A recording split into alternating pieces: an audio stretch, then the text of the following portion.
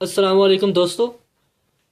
उम्मीद है कि आप सब खैरियत से होंगे। आज जिस टॉपिक पर मैं वीडियो बनाने जा रहा हूँ वो है वेक्टर, टाइप्स ऑफ वेक्टर और रिप्रेजेंटेशन ऑफ वेक्टर। उम्मीद है कि आपको ये मेरी वीडियो बड़ी अच्छी लगेगी। अगर आपको मेरी ये वीडियो पसंद आए तो इस वीडियो को लाइक करें और हमारे इस चैनल को सब्सक्राइब करें ताकि आप हमारी वीडियो सबसे पहले देख सकें।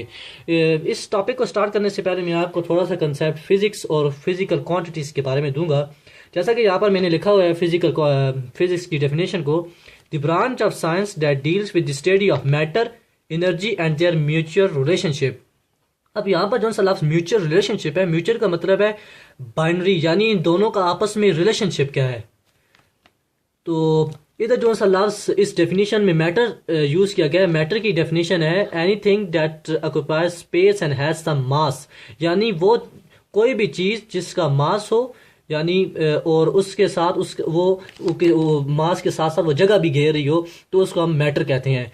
हमारे इर्द गिर्द कोई भी चीज़ ऐसी नहीं है जिसको हम मैटर ना कहें, क्योंकि हर चीज़ मास भी रखती है और वो जगह भी घेरती है। उसके बाद हम एनर्जी को देखते हैं, तो एनर्जी कहते हैं, इसकी डेफिनेशन जो है वो है to do a useful work, इसको हम एनर्जी कहते हैं।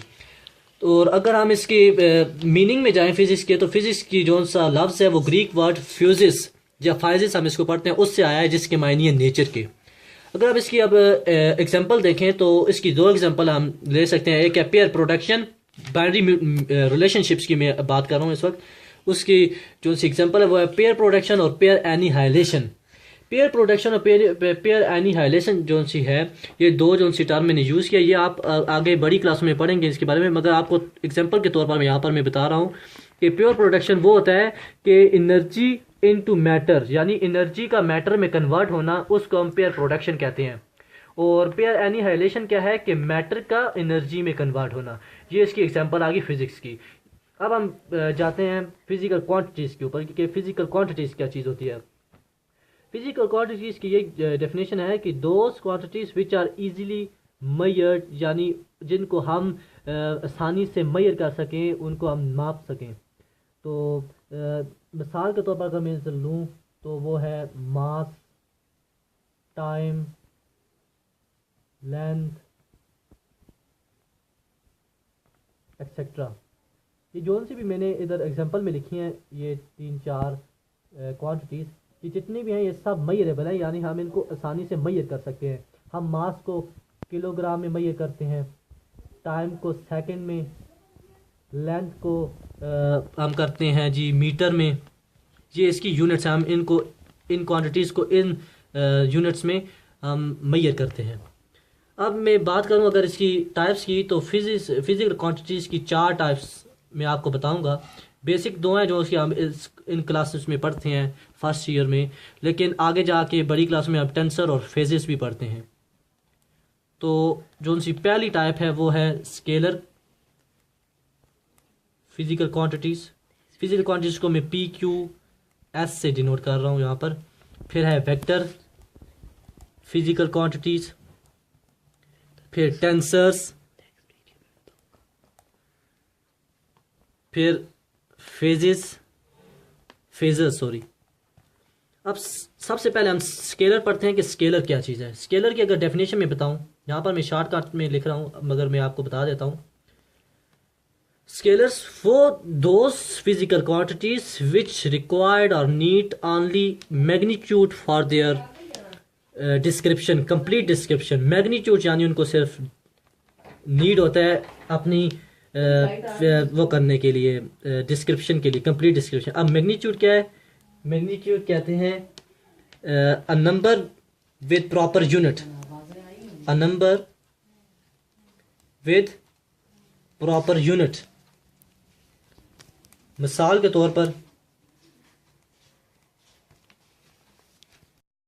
पर अगर आप एग्जांपल लें तो हम मिसाल के तौर पर लेके हैं कि एक ब्लॉक है हमारे पास, वो 10 kg है, उसके हम फोर्स अप्लाई करते हैं, वो है 10 न्यूटन की।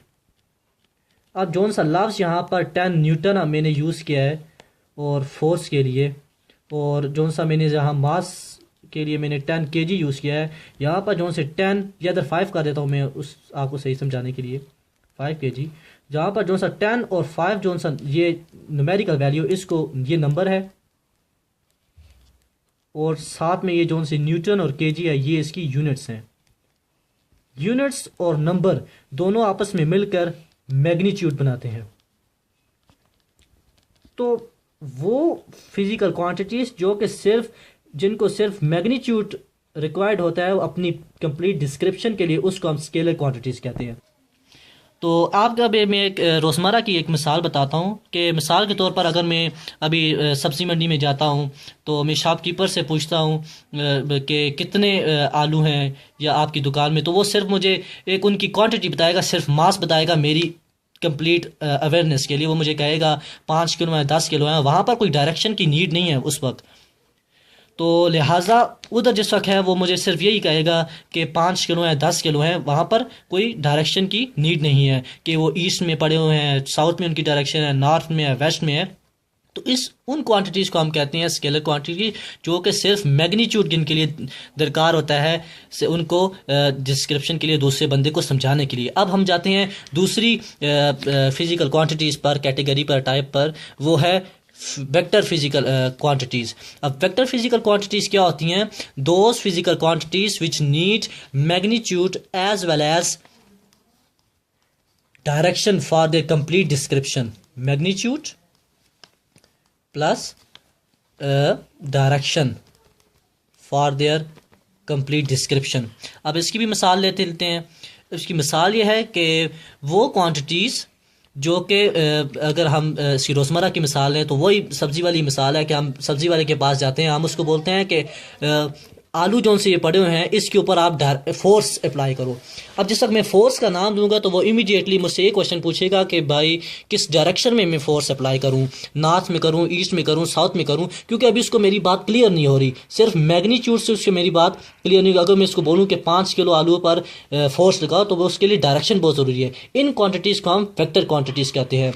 अगर हम फिजिक्स में हम इसकी मिसाल एग्जाम्पल लें तो वो है बन जाती है एक्सेलरेशन, उसके बाद आ जाता है जी velocity, linear momentum etcetera. Momentum etcetera. Sorry एक बात मैं इधर भूल गया था, इधर स्केलर की भी हम एग्जांपल ले लेते हैं। एग्जांपल मैंने रोज़मर्रा के लिए, दूसरी फिजिक्स की नहीं ली। इसमें आ जाती है मास, लेंथ, टेम्परेचर, टाइम एक्सेट्रा। तो ये हो गई एक्सेलरेशन, वेलोसिटी, लीनियर मोमेंटम, ये हो गई वेक्टर की एग्जांपल हो गई। अब मैं आपको थोड़ा थोड़ा मुख्तसर सा टेंसर और फेज़र के बारे में भी बता देता हूँ कि ये क्या चीज़ें हैं। टेंसर जो सा है वो फिज़िकल क्वांटिटीज़ होती हैं जिनको डायरेक्शन तो नीड होती है लेकिन वो फिज़िक्स के लॉ को ओबे नहीं करते। तो टेंसर वो होते हैं कि जो कि मैग्नीट्यूड मैग्नीट्यूड भी होता है उनको डायरेक्शन की भी ज़रूरत होती है। और तीसरी बात इसमें एडिशनल ये होती है कि वो do not obeys the vector law of addition, कि वो वेक्टर लॉ ऑफ एडिशन को ओबे नहीं करते। ठीक है, ये हो गया टेंसर की थोड़ी सी मुख्तसर सी डेफिनेशन। अब हम जाते हैं फेज़र पर। फेज़र वो होते हैं, उनमें टेंसर की तरह मैग्नीट्यूड भी दरकार होता है, डायरेक्शन भी दरकार होती है, लेकिन वो जो सा है वो तीसरी जो सी कंडीशन है उनके लिए वो ओबे करते हैं वेक्टर लॉ ऑफ एडिशन को। Obeys the vector law of addition. और जो सी पहली कंडीशन है वो डायरेक्शन उनमें नहीं होती, वो प्राइमरी स्केलर होते हैं।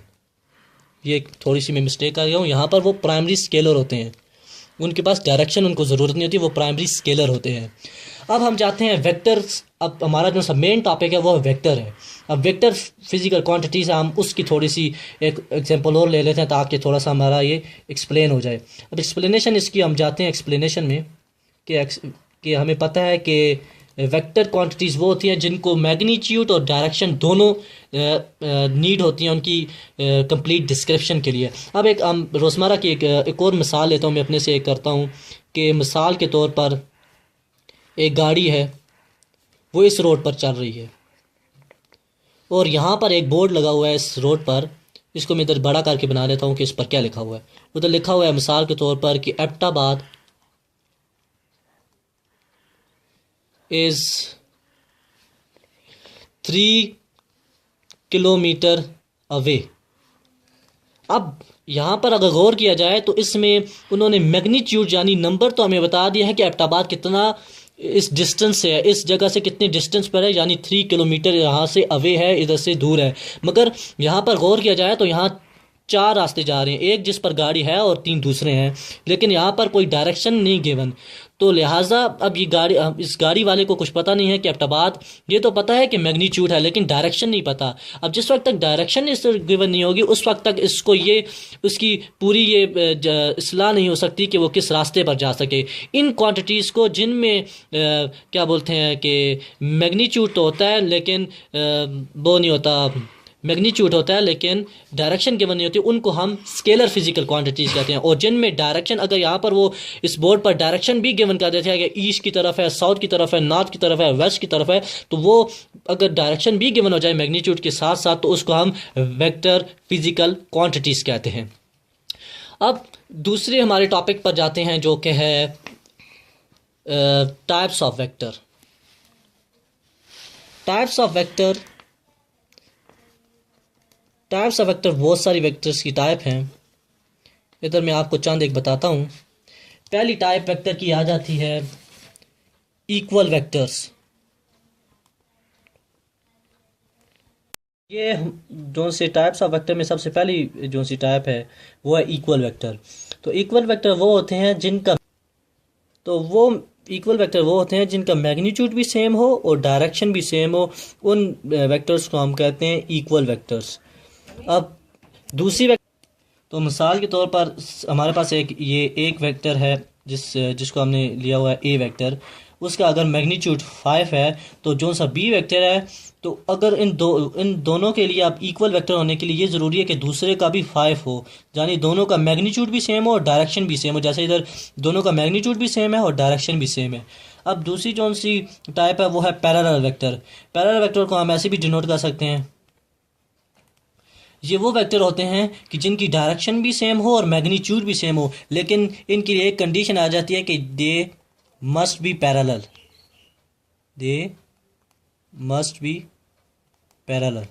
यानी एक दूसरे के पैरेलल होने ज़रूरी हैं। जाहिर बात है, नाम से पता चल रहा है कि पैरेलल वेक्टर वो वेक्टर हैं जिनकी डायरेक्शन और मैग्नीट्यूड सेम हो और साथ में वो एक दूसरे के पैरेलल हो। अब जो सी तीसरी टाइप आती है वो है एंटी पैरेलल वेक्टर। इनको हम ऐसे डिनोट कर सकते हैं, एंटी पैरेलल वेक्टर। ये वो वेक्टर होते हैं जिनका मैग्नीट्यूड तो सेम हो लेकिन जिनकी डायरेक्शन अपोजिट हो, यानी वो वेक्टर जिनका मैग्नीट्यूड तो सेम हो लेकिन उनकी डायरेक्शन नेगेटिव हो, अपोजिट हो एक दूसरे के। मिसाल के तौर पर हम मिसाल लें, हमारे पास ए वेक्टर है, वो इस डायरेक्शन में जा रहा है अगर ए वेक्टर, तो एक और वेक्टर है इसकी मैग्नीट्यूड वो आ जाती है 5 है मिसाल के तौर पर। तो हम एक और वेक्टर लेते हैं, वो मिसाल के तौर पर ये है बी वेक्टर। इसकी मैग्नीट्यूड तो सेम है 5 है लेकिन ये अपोजिट डायरेक्शन में। अब ये जो से दो वेक्टर होंगे ये होंगे एंटी पैरेलल वेक्टर्स। तो ये आगे तीसरी टाइप। अब चौथी टाइप पर जाते हैं। चौथी टाइप है कोलिनियर वेक्टर्स। कोलिनियर वेक्टर्स वो होते हैं कि जो कि एक ही सेम लाइन पर एग्जिस्ट करें, एक ही लाइन पर वो आए, उनको हम कोलिनियर वेक्टर कहते हैं। अब जो सी पांचवी टाइप है वो है कंकरेंट वेक्टर। कंकरेंट वेक्टर वो होते हैं कि which passes through the same point, जो कि एक ही पॉइंट से गुजरें, उनको हम कंकरेंट वेक्टर कहते हैं। जो सी सिक्स टाइप है वो है कोपोलर वेक्टर। वो वेक्टर कि जो कि एक ही सेम प्लेन में एग्जिस्ट करें। मिसाल के तौर पर एक हमारे पास ये वेक्टर है ए वेक्टर, एक ये वेक्टर है, एक ये वेक्टर है, इसको बी का नाम देते हैं। अब ये सी वेक्टर है। अब ये तीनों जो से वेक्टर हैं इनकी डायरेक्शन भी मुख्तलिफ है और इनका मैग्नीट्यूड भी सेम नहीं है, लेकिन ये एक सेम प्लेन में लाई कर रहे हैं, इसलिए इनको हम कहते हैं पोलर वेक्टर। तो को प्लानर वेक्टर, ये सॉरी इधर प्लानर है, को प्लानर वेक्टर वो वेक्टर होते हैं कि जिनकी जो कि एक ही सेम प्लेन में एग्जिस्ट करें।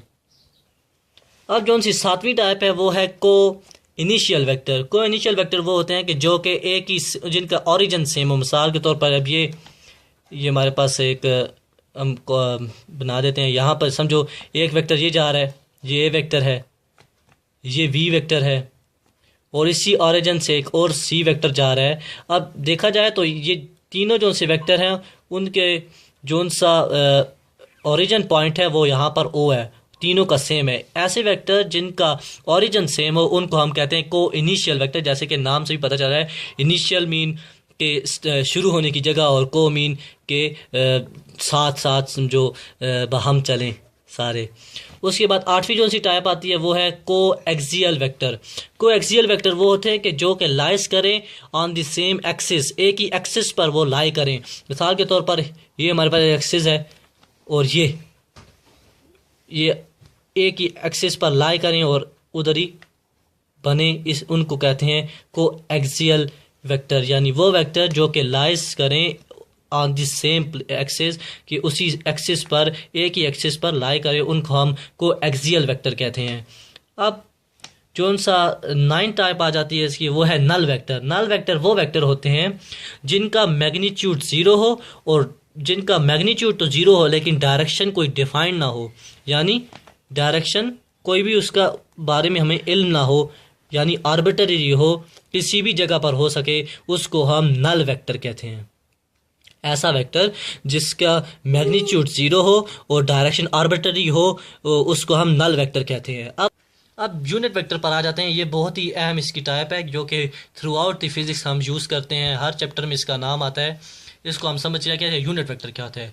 यूनिट से जैसे पता चल रहा है, यूनिट मीन 1, यानी जिसका मैग्नीट्यूड 1 हो या यूनिटी हो उसको हम यूनिट वेक्टर कहते हैं। इसको हम डिनोट कैसे करते हैं, उस वेक्टर का नाम लेके ऊपर हम ऐसे कैप डाल देते हैं और इसको पढ़ते ऐसे हैं ए कैप। अब मैं आपको मिसाल के ज़रिए से समझाता हूँ। मिसाल के तौर पर हमारे पास ये एक वेक्टर है ए बी वेक्टर है हमारे पास, और ये जो सा है इस डायरेक्शन में जा रहा है, इसकी डायरेक्शन ये है एफ। सॉरी, इसको डिनोट कर देता हूँ मैं ए बी, ये है ना। अभी अगर हम इसका मैग्नीट्यूड सपोज कर लेते हैं कि इसका 10 है, यूनिट हम नहीं लेते, कोई भी हो सकती है, यानी हम जिस क्वांटिटी को मेजर कर रहे हैं या जिस क्वांटिटी का वेक्टर लेना है उसकी यूनिट आ जाएगी। यानी डिस्प्लेसमेंट ले रहे हैं वेक्टर तो डिस्प्लेसमेंट मीटर में मेजर होती है, उसकी यूनिट मीटर आ जाएगी। हम सपोज कर लेते हैं 10 उसका मैग्नीट्यूड है। अब हमने लाना है यहाँ पर 1, क्योंकि हमने जैसे डेफिनेशन में बोला है कि मैग्नीट्यूड यूनिट वेक्टर के लिए ज़रूरी है कि 1 हो, तो लिहाजा इधर हमने 10 की बजाय 1 लाना है। यहाँ पर इसका जो सा मैग्नीट्यूड है वो है 10। अब इसको हम 1 करना है। अब हम ऐसा कर सकते हैं कि 10 को 10 से डिवाइड करें तो हमारे पास 1 आ सकता है, मगर एक और, यानी हम ए के मैग्नीट्यूड को उसी के मैग्नीट्यूड पर डिवाइड करें तो हमारे पास 1 आ सकता है, यानी यूनिट वेक्टर बन सकता है। लेकिन हमने जैसे यूनिट वेक्टर के लिए कहा है कि यूनिट वेक्टर के लिए डायरेक्शन होना बहुत ज़रूरी है, डायरेक्शन बहुत होना ज़रूरी है। लिहाजा हम ऐसा कर सकते हैं कि हमारे पास 1 भी आ जाए और साथ में डायरेक्शन भी आ रहा है, तो फिर हम इसलिए क्या करेंगे कि हम यूनिट वेक्टर को, उस वेक्टर को उसकी मैग्नीट्यूड पर डिवाइड कर देते हैं। ऐसा करने से क्या होगा आपको मैं बताता हूँ आगे स्टेप में, कि अब हमने वेक्टर को डिवाइड करना है। वेक्टर क्या है हमारे पास 10 है, उसका मैग्नीट्यूड, और आगे वेक्टर की डायरेक्शन आ जाएगी, वेक्टर आ जाएगा, ये आ गया। उसके बाद हम नीचे ये तो हटा दें क्योंकि अब हमने वेक्टर ले लिया, पहले मैंने आपको बताया था। अब उसको डिवाइड कर रहे हैं हम, उसके मैग्नीट्यूड के मैग्नीट्यूड क्या है 10 है, 10 से डिवाइड करते हैं, 10 से कैंसिल हो जाएगा। अब हमारे पास आ जाएगा आंसर 1, तो आ गया, यूनिट भी आ गया और साथ में डायरेक्शन भी आ गई। तो यहाँ से पता चलता है कि जोन सा ये हम ऐसे यूनिट वेक्टर निकाल सकते हैं। और इसको डिनोट करने का मैंने आपको पहले बता दिया कि डिनोट इसको ऐसे करते हैं, ऊपर कैप डालते हैं, उसको पढ़ते हैं ए कैप। अब मैं एक मिसाल के ज़रिए से आपको इसको समझाता हूँ कि हम कैसे इसको फाइंड कर सकते हैं। अब थोड़ा सा और इससे आगे जाते हैं कि ये जो सी इक्वेशन है इसको फर्स्ट का नाम दें,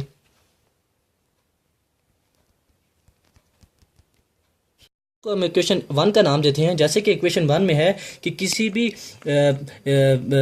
किसी भी यूनिट वेक्टर को हम हासिल करते हैं, उस वेक्टर को उसके मैग्नीट्यूड पर डिवाइड करें तो हम उसका यूनिट वेक्टर निकाल सकते हैं। जैसे कि यहाँ पर मैंने एक मिसाल लिया है, हमारे पास ए बी वेक्टर है। अब इसका हम यूनिट वेक्टर कैसे निकालेंगे? यूनिट वेक्टर इसका ऐसे निकालेंगे कि हम इस ए बी वेक्टर को उसके मैग्नीट्यूड पर डिवाइड करेंगे तो हमारे पास यूनिट वेक्टर आ गया, जैसा कि इस इक्वेशन में हुआ है। अब इस इक्वेशन को और आसान करने के लिए मैं एक ए वेक्टर मिसाल के तौर पर लेता हूँ। एक ए वेक्टर है, उसका अब यूनिट वेक्टर कैसे निकलेगा कि उस वेक्टर ए वेक्टर को हम उसके मैग्नीट्यूड पर डिवाइड करेंगे तो हमारे पास ए यूनिट वेक्टर आ जाएगा। अब इस इक्वेशन को हम ऐसे भी लिख सकते हैं कि ए वेक्टर यहाँ पर ही छोड़ें और ये जो सा मैग्नीट्यूड है ये यहाँ पर डिवाइड हो रहा है, उधर जाके मल्टीप्लाई हो जाएगा, तो हमारे पास एक नई इक्वेशन बन जाती है। इस इक्वेशन को हम 2 का नाम दे देते हैं। अब ये इक्वेशन ये जाहिर कर रही है कि ये जो सा ए है ये एक वेक्टर की फॉर्म में है, यानी वेक्टर फॉर्म में है ये, और ये जो सा है मैग्नीट्यूड की फॉर्म में, यानी ये स्केलर है, और ये जो सा है ये साथ में यूनिट वेक्टर है जिसको हमने डिनोट किया एक कैप से। मैं पिछली वीडियो में आपको बता चुका हूँ। अब इस इक्वेशन का फ़ायदा क्या है? इक्वेशन हमें क्या बता रही है?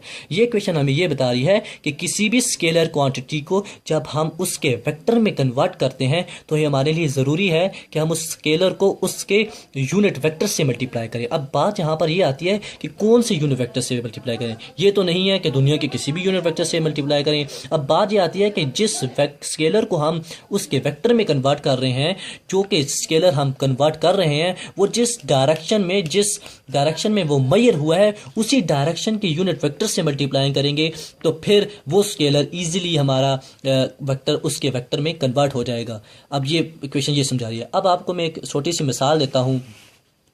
आपने ग्रेविटेशनल लॉ तो पढ़ा होगा, उसकी इक्वेशन में लिख देता हूँ कि F is force is directly proportional to the M1 M2। मिसाल के तौर पर दो ऑब्जेक्ट हैं, उनके दरमियान जो सी फोर्स है वो डायरेक्टली प्रोपोर्शन है उनके प्रोडक्ट की। मैंने लिख दिया है कि इक्वेशन 1 का नाम दे देते हैं। अब फोर्स इन्वर्सली प्रोपोर्शन है उनके स्क्वायर ऑफ द डिस्टेंस, उनके बिटवीन जो सा उनके दोनों ऑब्जेक्ट के दरमियान जो सा डिस्टेंस है उसके स्क्वायर के बराबर है। इन्वर्सली प्रोपोर्शन भी है, इसको 2 का नाम देते हैं। अब दोनों को कंबाइन करते हैं तो ये आ जाएगा F is equal to G M1 M2 divided by r square.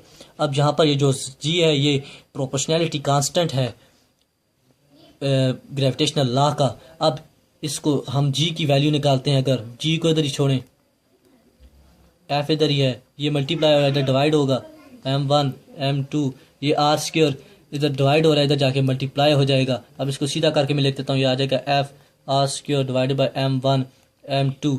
अब इसके अब अगर यूनिट्स पुट करें तो ये आ जाएगा G is equal to force की आ गई न्यूटन, आर की आ गई मीटर, और ये स्क्वायर है तो स्क्वायर मीटर स्क्वायर, नीचे मास की किलोग्राम है तो 2 हैं तो kg स्क्वायर आ जाएगी ये। अब ये हमारे पास इक्वेशन आ गया, हम इसको नाम दे देते हैं 4 का। अब हमारे पास एक क्वेश्चन है कि हमारे पास एक क्वेश्चन आ जाता है मिसाल के तौर पे कि हमें 4 ऑप्शन गिवन होंगी। क्वेश्चन ये है which of the following option represent the unit vector, कि नीचे दिए गए जो से ऑप्शन है उनमें से कौन सा ऑप्शन यूनिट वेक्टर को रिप्रेजेंट कर रहा है। अब ऑप्शन क्या है?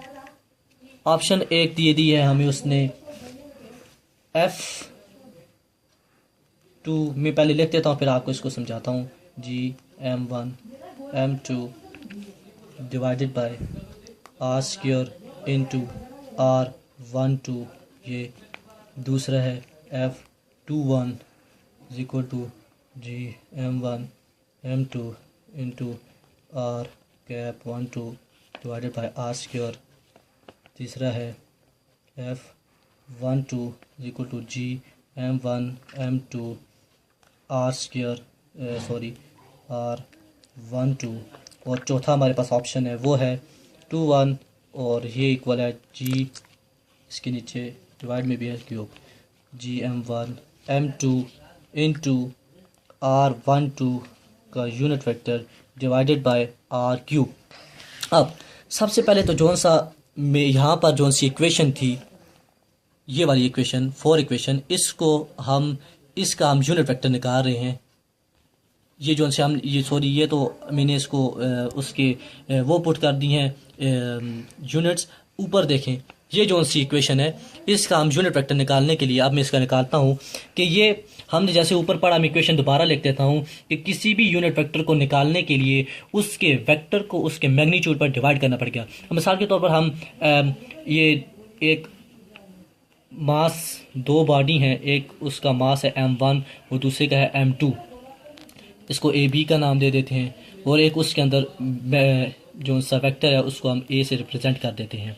अब इस केस में कि ये 1 और 2, अब फोर्स लेते हैं दो ऑब्जेक्ट के दरमियान जो सी फोर्स है वो 1 2, यानी फोर्स 1 ड्यू टू m2, यानी जो सी फोर्स लग रही है ए मास पर, ए ऑब्जेक्ट पर दूसरे m2 मास के बरक्स, यानी जिसकी वजह से लग रही है। सिंपल वर्ड्स में आपको बताऊं कि जो सा m1 बॉडी है इस पर जो सी फोर्स लग रही है m2 की वजह से, उसको हम फाइंड करने जा रहे हैं कि f ये उसको रिप्रेजेंट करें f12, ये वेक्टर का निशान देते हैं। अब हमने जैसे पढ़ा कि उसके स्केलर्स को, यानी ये स्केलर है, उसके स्केलर को उसके यूनिट वेक्टर से मल्टीप्लाई करें। स्केलर आ गया gm1 m2 divided by r square. ये तो उसमें है, आपको ये वाली इक्वेशन के बारे में बता रहा हूँ। ये जो सी इक्वेशन है ये मैंने लिख दी इधर, ये स्केलर आ गया इसका हिस्सा। अब इसके साथ हमने जैसे पीछे पढ़ा यूनिट वेक्टर में इसके यूनिट वेक्टर से मल्टीप्लाई। यूनिट वेक्टर इसका क्या है, ये इसका यूनिट वेक्टर आ गया r, इसका यूनिट वेक्टर आ गया, उसके यूनिट वेक्टर से मल्टीप्लाई कर देंगे।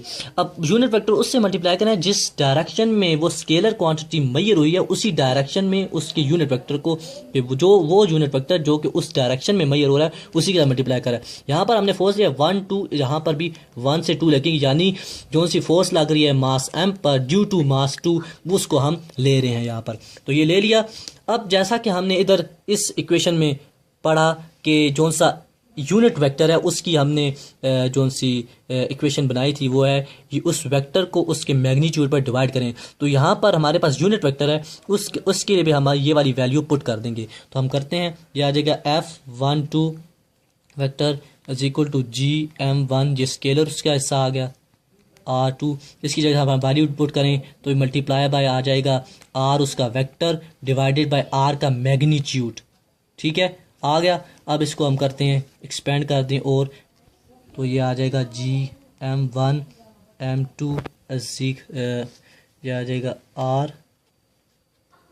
r12, इधर भी 1 2 लिखते हैं, मल्टीप्लाई डिवाइडेड बाय, अब ये दोनों मल्टीप्लाई हो रहे हैं तो ये मल्टीप्लाएंगे तो क्यूब बन जाएगा। तो ये असल में हमने इस स्केलर को उसके वेक्टर में कन्वर्ट कर दिया है। अब हम ऊपर जो से मैंने आपको ऑप्शन बताए उन ऑप्शन में बताते हैं कि करेक्ट कौन सा है। अब ये जो सा पहला ऑप्शन है इसमें उसने फोर्स तो ले ली 1, जो सी 1 मास पर लग रही है ड्यू टू 2, वो तो ले ली इसने, मगर आगे उसने स्केलर भी ले लिया, लेकिन आगे जो से उसने किया उसके वेक्टर से उसने मल्टीप्लाई किया। जैसा कि हमने यूनिट वेक्टर में पढ़ा, उसके वेक्टर से मल्टीप्लाई नहीं करना, उसके यूनिट वेक्टर से मल्टीप्लाई करना। ये तो ऑप्शन गलत हो गया, पहला ऑप्शन गलत हो गया। अब दूसरे ऑप्शन पर जाते हैं। अगर वो 2 1 से लेता है, 2 से भी 1 ले सकते हैं, अगर वो 2 से 1 लेता है तो यहाँ पर उसने यूनिट वेक्टर से मल्टीप्लाई किया है, लेकिन उसने नीचे क्यूब नहीं किया, क्योंकि यूनिट वेक्टर की जिस वक्त हम वैल्यू पुट करते हैं तो नीचे r जाएगा, ऊपर यूनिट वेक्टर उसका आएगा, तो फिर वो मल्टीप्लाई होंगे तो क्यूब बन जाएगा। तो लिहाजा ये भी गलत ऑप्शन हो गया। अब तीसरे ऑप्शन पर जाते हैं। इसमें 1 से 2 उसने ली फोर्स और स्केलर वहाँ अपनी जगह पर मौजूद है और उसने यहाँ पर उसके वेक्टर को लेकर नीचे क्यूब किया है, तो ये ऑप्शन ठीक है। ये मैं आपको समझाता हूँ ये कैसे ठीक है। ये इसलिए ठीक है कि उसने यहाँ तो किया, उसने यूनिट वेक्टर पहले डाला, उसने थोड़ा सा उसको एक्सपेंड किया, यहाँ तक आंसर बनता है लेकिन उसने थोड़ा सा एक्सपेंड किया। उसने ये किया कि उसने इस यूनिट वेक्टर की वैल्यू पुट की, जैसे कि हमने की यूनिट वेक्टर की वैल्यू पुट की तो इक्वेशन यू बन गई कि नीचे आ जो सा था वो दोनों आपस में मल्टीप्लाई हुए और क्यूब बन गया। तो यहाँ पर ये फिर ऑप्शन इसका दुरुस्त बन देता है, ये दुरुस्त हो गया। तो ये जो सा ये भी गलत हो गया, तो लिहाजा वो ऑप्शन ठीक हुआ, जो सा 3 ऑप्शन है ये करेक्ट हुआ। अब ये जो सा है थोड़ा बहुत डिफ़िकल्ट है, मगर ये आपने अगर ध्यान से मेरी वीडियो देखी हो तो आप इसको अच्छी तरीके से समझ जाएंगे। लेकिन मैं कोशिश करूँगा कि अगली नेक्स्ट वीडियो में मैं यूनिट वेक्टर और एग्जाम्पल में दोबारा से अच्छे तरीके से आपको समझा सकूँ। ये टाइम की किल्लत की वजह से ज़रा सा वीडियो ज़्यादा लंबी हो रही है, इस वजह से मैं इतना अच्छा आपको नहीं समझा पाया। उम्मीद करूँगा कि जौन सी वीडियो मैंने पीछे आपको इस वीडियो में बताया है वो आपको होप कि आपको अच्छे तरीके से समझ आ गया होगा। जब तक जहाँ तक कि इसकी बात है, इस एग्जाम्पल की और यूनिट वेक्टर की, वो आपको मैं एक अलहदा से वीडियो बनाऊंगा, आप उसको ज़रूर देखिए, इंशाल्लाह आपको उससे बड़ा फ़ायदा होगा। अगर आपको मेरी ये वीडियो अच्छी लगे तो इसको लाइक करें, और अगर आपको कोई इसमें मसला हो तो आप मुझे कमेंट के ज़रिए आप मुझे बता भी सकते हैं, और मेरे चैनल को प्लीज़ सब्सक्राइब करें ताकि आप मेरी वीडियो